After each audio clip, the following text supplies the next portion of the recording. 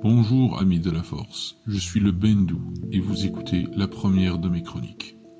Si vous ne me connaissez pas, sachez que je suis un utilisateur de la Force très ancien, du temps où elle était encore unie en une seule et même entité, bien avant que les hommes qui la découvrirent la séparent entre l'Ashla et le Bogan, c'est-à-dire le côté lumineux et le côté obscur. Jedi et Sith utilisent l'Ashla et le Bogan, le côté lumineux et le côté obscur. Mais moi je suis au milieu, je suis le Bendu. Si vous me connaissez, ce ne peut être que grâce à mon apparition dans la saison 3 de Star Wars Rebels, la série injustement mal aimée des fans, lorsque la jeune rébellion se cherchait une base et s'était installée sur Atolon, ma planète, y créant au passage d'énormes perturbations dans la Force. J'ai appelé à moi Kanan Jarrus, qui m'a rejoint dans mon désert et s'est présenté comme chevalier Jedi.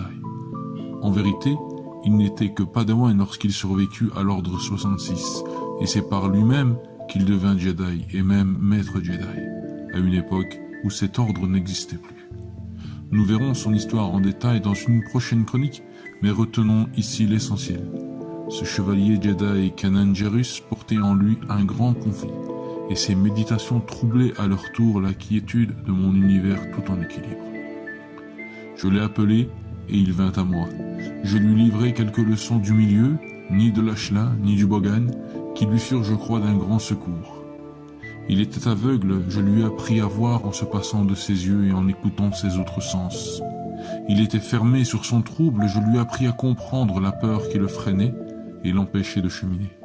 Je lui ai montré à quel point il s'était fermé à la Force, et il me quitta apaisé et de nouveau connecté à la Force, bien qu'il ne daigne utiliser que le côté lumineux. Comme beaucoup en cette époque-là, il craignait aveuglément le côté obscur auquel il s'était totalement fermé et ne le considérait que comme un poison mortel.